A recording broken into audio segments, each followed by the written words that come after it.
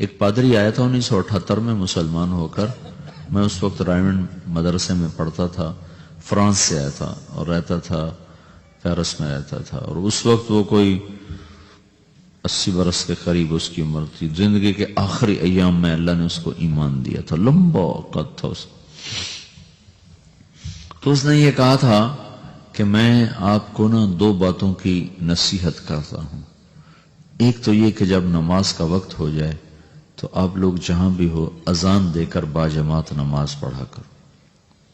اور دوسرا جب آپ لوگ باہر ملکوں میں جاؤ تو یہ داڑھی اور پگڑی اور کرتا اور شلوار یہ آپ کا لباس ہونا چاہیے کہ یہ 2 باتیں خنجر کی طرح سینے میں اتر جاتی. یہ اس نے بس نصیحت کی تھی کہ یہ 2 باتیں میں آپ کو بتا رہا ہوں کہ میری ساری زندگی پادری میں گزری ہے. ان 2 باتوں کی تاثیر بڑی زبردست ہے. تو آپ سفر میں ہوں حضر میں ہوں نماز نہ چھوڑیں. اللہ تعالیٰ کو حاصل کرنے کا اللہ تک پہنچنے کا جو بہت بڑا عمل ہے اس میں نماز سجدہ زمین پہ سر رکھ کے اللہ کو پکارنا ہے. پھر کچھ وقت قرآن کی تلاوت کے لیے نا مقرر کریں. مقرر نہ ہو تو دن میں کوئی وقت نکال کے نا قرآن ضرور پڑھیں. سیرت کی کتاب ضرور اپنے محبوب کی سیرت پڑھیں, زندگی پڑھیں. آپ نے زندگی کیسے گزاری ضرور اس کے بارے میں اردو میں بہت سی کتابیں لکھی ہوئی ہیں. کوئی بھی کتاب آپ اس میں کسی اچھے عالم کی پڑھا اس کو پڑھیں. آپ کو انشاءاللہ اس کا نفع ہوگا, فائدہ ہوگا. تبلیغ کے بڑے عرصے کے بعد ایک محنت زندہ ہوئی ہے کہ جس کا موضوع یہ ہے کہ میری آخرت بن جائے, آپ کی آخرت بن جائے. اور صرف اس ہی کو موضوع بنا کر پھرنا اور پوری دنیا میں پھیل جانا یہ صدیوں کے بعد پہلی دفعہ ہو رہا ہے. صدیوں کے گونگے نہ بولنے والے بھی اس وقت دعوت دے رہے ہوں. یہ ایک معجزات میں سے ہے. میں بنگلہ دیش میں تھا تو 1 سال کی جماعت آئی ہوئی تھی جس میں پاکستان سے 4 گونگے اس جماعت میں چل رہے تھے. تو جو گونگوں کو اللہ کے حکم پہ کھڑا کرتا. اور پچھلے دنوں میں تلمبے میں تھا اپنے گاؤں میں, تو سرگودا سے ایک جماعت آئی مستورات کی جس میں وہ لوگ تھے جو کل تک ناچنے والے تھے, ناچنے والیاں تھیں, بھیک مانگنے والے بھیک مانگنے والیاں تھیں.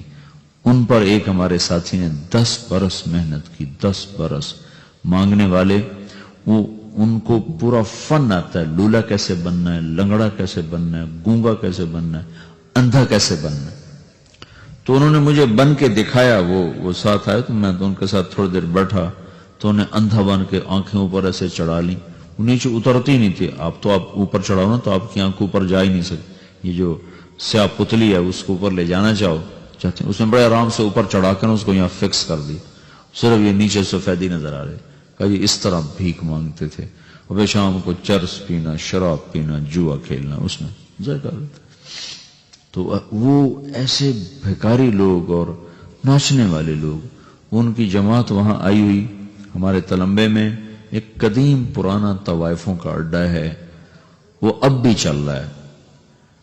تو وہ وہاں جا کے انہوں نے گشت کیا اور وہاں سے 7 پیشہ ور عورتوں کو انہوں نے نقد 3 دن کے لیے اللہ کے راستے میں نکالا. اس نے جب ان سے بات کی کہ ان کو گیا اور کہا کہ میں تم سے بات کرنے آیا ہوں کہ تم بھی اللہ کے محبوب کی امت میں سے ہو اور تم حضرت اماں خدیجہ کی بیٹیاں ہو, حضرت اماں فاطمہ کی بیٹیاں ہو. میں تمہارے سر پہ چادر ڈالنے ہوں. اور یہ کیا کرنا, اس نے اپنی چادر ان کے سر پر ڈالی. ایک ان میں جو بڑی تھی تو وہ ساری لڑکیاں رونے لگی. وہ پیشہ ور رو رہے, وہ سب پھوٹ پھوٹ کے رو پڑی. وہ کہنے لگی یہاں تو لوگ ہماری چادر اتارنے آتے ہیں, تم پہلے شخص ہو جو ہم پر چادر ڈالنے آئے ہو. ہمارے پاس تو یہاں کوئی نہیں آتا, تم پہلے آدمی ہو جس نے آ کر ہمیں اللہ کی بات سنائی. پھر 3 دن کے لیے نقد وہ نکلی. تو اللہ تعالیٰ نے ایک عجیب و غریب یہ کام چلایا ہے صدیوں کے بعد. تو میرے عزیز اس کو نا اللہ سے مانگ کر اس میں وقت دیا کرو, اس کا آپ کو انشاءاللہ خود نفع ہوگا.